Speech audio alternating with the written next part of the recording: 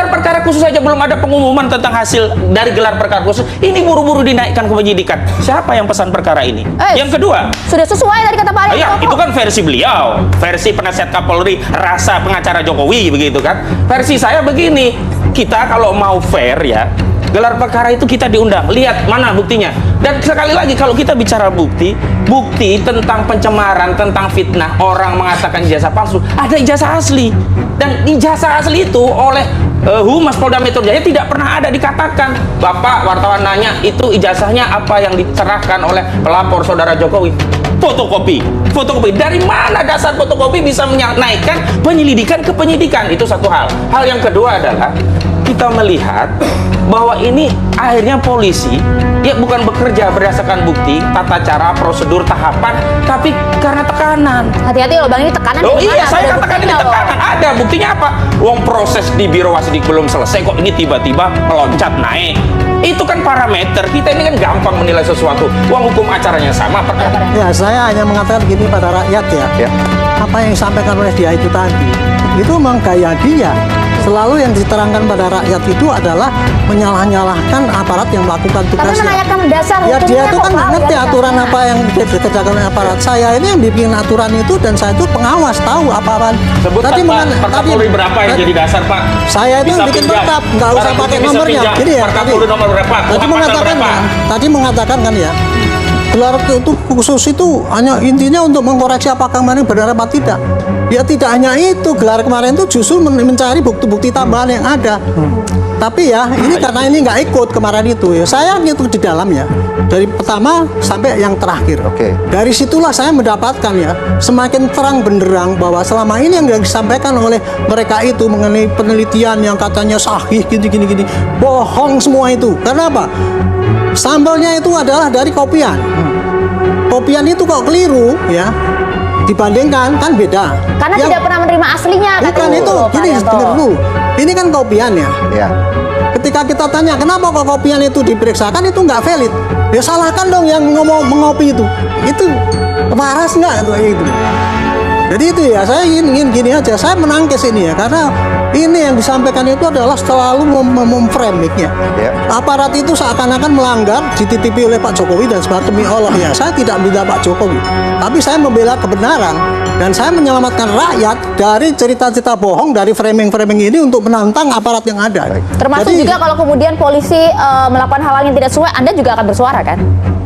Saya bersuara kan, saya kan kemarin itu ya sayangnya itu ya, kemarin sayangnya saya mengatakan, sayangnya gelar perkara itu dibagi menjadi dua.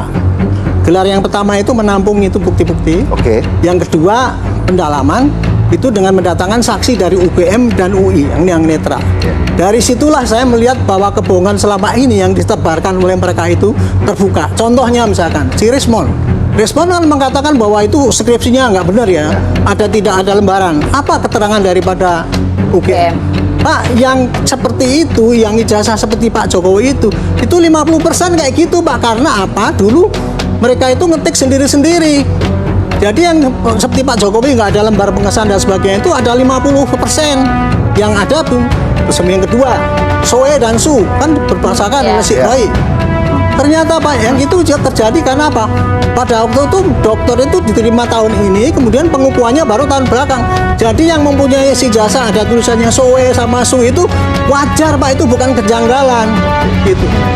Contohnya kayak gitu. Jadi intinya ya kembali ya, apa yang disampaikan kemarin di gelar itu betul-betul saya melihat itu kebohongan dan selama ini yang ditutup-tutupi oleh Pak Surya untuk menyesatkan rakyat itu, sehingga sekarang rakyat banyak terpengaruh. Bahkan teman saya sendiri ya, seorang profesor senior saya mengatakan kalau mau buktikan itu jangan gitu dong. Barreskrim memang seakan-akan sudah dikendalikan. Orang yang pinter saja terframing oleh gitu Pak. Ini yang harus diselamatkan. Ya harus dibuktikan juga itu kan. Tidak framing ya Pak ya. Ya, jadi kalau kita lihat ya, kalau itu kan dibukanya perkara khusus itu permintaan TPUA ya. Memang ada pasal 41 KUHP itu kan, kalau udah novum baru bisa dibuka itu. Dan ada perkapnya juga gitu. Ini kan sudah diakomodir semua nih, ya kan? udah nggak ada lagi permasalahan kalau setelah diakomodir itu. Ya ternyata kan ini kan kita lihat kan, saya berharap itu pada saat itu Pak Roy Suryo dan kawan-kawan untuk membawa ijazah asli dari teman-temannya Jokowi, Pak Jokowi pada tahun yang sama, masuknya lulusnya yang sama dan wisuda yang sama. Ternyata tidak, yang dibawa itu fotokopi dari yang diupload oleh Dian Sandi, ya itu yang diambil, itu yang dipakai Ella. Ya saya juga tahu, saya nggak tahu kenal Ella, namanya Lela aja yang saya tahu itu, ya kan, atau Lele sekalian. Ya kan nggak jelas gitunya kan. Ternyata kenapa? Kan sudah dijelaskan oleh yang benar-benar ahli forensik itu, mengatakan kita yang namanya digital forensik kita nggak bisa untuk menilai itu barang yang analog gitu loh. Karena bicara analog itu adalah ilmu kimia dasar, ilmu kimia, ilmu fisika di dalamnya. Karena ada uji tinta, uji kertas gitu kan, dan sebagainya gitu loh. Ini sudah basic dasar gitu loh.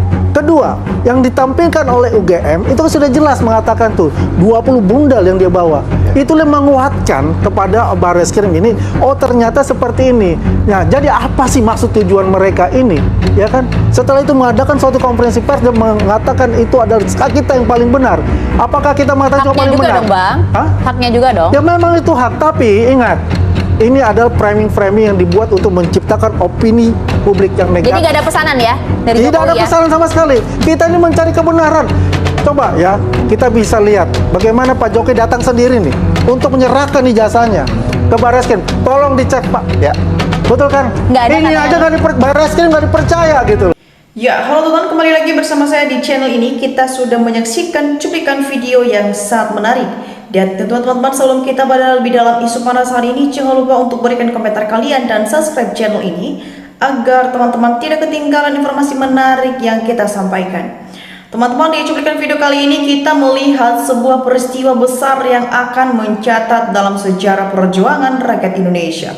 Sebuah gelombang besar kesadaran rakyat Indonesia, yaitu adanya kemarahan dan kesadaran sekaligus harapan yang ini kini tengah menyapu seluruh penjuru negeri.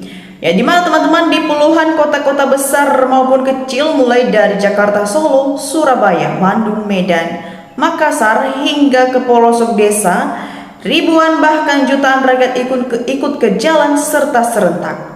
Ya, mereka datang dari berbagai latar belakang, buruh, petani, pedagang, mahasiswa, guru, purnawirawan TNI hingga ibu rumah tangga. Ya, semua melembur bersatu dalam suatu suara, yaitu tuntutan yang sama demi mengembalikan ketegasan hukum dan meminta keadilan. Ya teman-teman semua, di depan kediaman mantan Presiden Joko Widodo di Solo serta di berbagai kantor pemerintahan, suasana terasa begitu membara. Rakyat membawa spanduk raksasa dan bendera merah putih untuk menyampaikan isi hati mereka yang sudah tak tertahan selama bertahun-tahun. Ya, di dalam aksi lintas aliansi ini teman-teman, setidaknya ada 6 tuntutan rakyat yang disuarakan demi mengadili koruptor atau mereka yang singkat sebagai Gladian Jokowi. Ya, mengapa tuntutan ini ditujukan langsung secara spesifik kepada Jokowi, padahal beliau sudah tidak lagi menjabat sebagai presiden? Ya, rakyat menilai teman-teman bahwa selama berkuasa, Jokowi diyakini telah bekerja dengan oligarki hitam dan melahirkan kebijakan serta undang-undang secara otoriter dan anti-demokrasi. Ya, rakyat menuntut agar pemerintahan, KPK, Kejaksaan Agung, dan Kapolri segera menangkap serta mengadili mantan Presiden Jokowi beserta menteri-menterinya yang terindikasi korupsi. Ya teman-teman, selain itu rakyat juga menuntut Presiden Prabowo untuk segera mereset atau remedialkan kabinet merah putih di menteri-menteri yang terindikasi KKN atau dianggap sebagai dari geng Solo. Ya teman-teman, bukan hanya masalah korupsi dan kebijakan ekonomi, kemarahan rakyat ini juga dipicu oleh kekecewaan yang mendalam terhadap gurita dinasti politik. Rakyat menyuarakan, dulu kami percaya padamu Pak Jokowi. Kami dukung 2 periode karena kami kira Anda akan membangun Indonesia. Tapi kenyataan tujuannya cuma satu, mengubah negara ini menjadi milik keluarga dan mewariskannya kepada anak. Ya teman-teman semua, rakyat tidak lupa bagaimana Gibran dibawa ke panggung politik nasional. Mulai dari saat belum memiliki pengalaman besar lalu didorong menjadi wali kota Surakarta menggunakan seluruh pengaruh kekuasaan, hingga puncaknya adalah mengubah aturan batas usia minimal cawapres di Mahkamah Konstitusi secara mendadak demi meluluskan jalannya. Sekarang, ketika demokrasi dianggap hancur, rakyat menuntut Jokowi bertanggung jawab penuh untuk menghentikan dinasti politik karena Indonesia bukan milik satu keluarga. Nah, teman-teman semua, tuntutan ini kini bukan lagi dari salah satu kelompok atau satu daerah saja. Ini melainkan permainan oleh ambisi kekuasaan segelintir orang. Nah, teman-teman semua, bagaimana tanggapan kalian melihat fenomena gelombang aksi dan tuntutan rakyat yang begitu masif ini? Silakan teman-teman berkomentar secara sehat di channel ini, dan jangan lupa untuk bagikan channel ini ke teman-teman kita yang lain agar banyak yang mulai akan politik. Di sini juga teman-teman kita mulai di kolom komentar di bawah, ada banyak komentar-komentar dari netizen, dan mari kita lihat bersama teman-teman bagaimana perkembangannya. Ya teman-teman, di sini disampaikan oleh teman kita Suwito, Jokowi dan termul di demo terus sampai titik darah penghabisan. Teman-teman, kita lanjut. Homilas Siti memberikan tanggapannya, adili Jokowi, ditnya sangat sadis, tangkap. Teman-teman, disampaikan oleh teman kita Hansir, di sini dapat pendapat Prabowo DPR MPR takluk di ketiak Jokowi, tinggal ulama, rakyat dan mahasiswa yang menjadi harapan Indonesia. Ya teman-teman, kita lanjut. Yayah Rokayah memberikan tanggapannya, bukan saja Jokowi yang harus diadili, para termulnya juga harus ikut diadili karena pendukung kejahatan banyak di medsos para termul dan rekam jejak tidak akan hilang. Ya teman-teman, kita lanjut. Di sini juga teman kita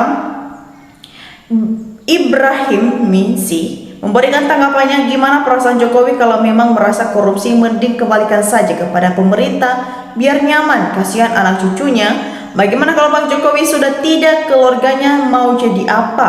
Pasti dituntut rakyat terus-menerus, dihujat dan dihujat. Ya teman-teman, kita lanjut. Di sini juga teman kita Para Teguh di sini dia berpendapat, mantap, hanya mahasiswa yang mampu menegakkan keadilan, kami masyarakat sipil mendukung. Teman-teman, Redmi Note memberikan tanggapan, Jokowi itu cuma dijemput paksa, bukan untuk mendapat keadilan kayak rakyat. Biasanya Joko Widodo cuma ditahan, bukan dipenjara. Gimana layaknya rakyat jelata? Teman-teman, kita lanjut. Di sini juga teman kita Muhammad memberikan tanggapannya, selama masih menggandeng Gibran dan membiarkan Jokowi berkeliaran kemana-mana, rasanya berat bagi Prabowo untuk bisa bertahan walau hanya satu periode. Jika Prabowo ingin bertahan periode, kuncinya gampang, adili Jokowi dan makzulkan Gibran. Ya teman-teman, kita lanjut. Di sini juga teman kita Sukadi memberikan tanggapannya, kalau aparat penegak hukum tidak ereni tangkap, yang dikhawatirkan nanti rakyat mendemo bertindak bisa lebih berbahaya. Teman-teman, Adia selalu memberikan tanggapan, negara jalan kalah sama keluarga geng Solo, adili segera, adili keluarga Jokowi dan para termul supaya negara aman tentram. Teman-teman, kita lanjut. Abdurrahman memberikan tanggapannya di sini, coba lihat rakyat Prabowo, kamu juga demikian nanti kalau tidak mau merubah sikapmu untuk memihak kepada rakyat, bukan memihak kepada oligarki. Ya teman-teman, kita lanjut. Di sini juga teman kita Dipias Mawah di sini dia berpendapat, seperti ini caranya kepada seluruh rakyat kecil negara Republik Indonesia ini. Syarat menjadi presidennya, pemerintahan negara Republik Indonesia ini harus memberikan bantuan emas 1 kilo per kakak per bulan kepada seluruh rakyat kecil negara Indonesia ini. Jika tidak seperti ini caranya, maka tidak boleh lagi menjadi presiden ya. Siapa saja harus seperti ini caranya. Sampaikanlah pesan ini kepada seluruh para pejabat politik negara Republik Indonesia. Assalamualaikum. Ya teman-teman, kita lanjut. Di sini juga teman kita Suroyo memberikan tanggapannya, setuju Jokowi ditangkap dan kronikornya diadili sesuai kekalahan, segera tangkap. Teman-teman, kita lanjut. Di sini juga teman kita Moh Buyami memberikan tanggapannya, gara-gara Jokowi urusan ijazah, kasus korupsi menyebut nama Jokowi, masalah jadi negara makin gaduh terus. Ya teman-teman, kita lanjut. Di sini juga teman kita Pak Slamet memberikan tanggapannya, Jokowi memang manusia bermasalah, pembohong besar, rakyat ditipu oleh pencitraannya. Sita harta Jokowi kembalikan kepada negara, usut tuntas ijazah palsu itu. Nah teman-teman, bagaimana tanggapan kalian mengenai isu polemik ini dan tanggapan teman-teman kita?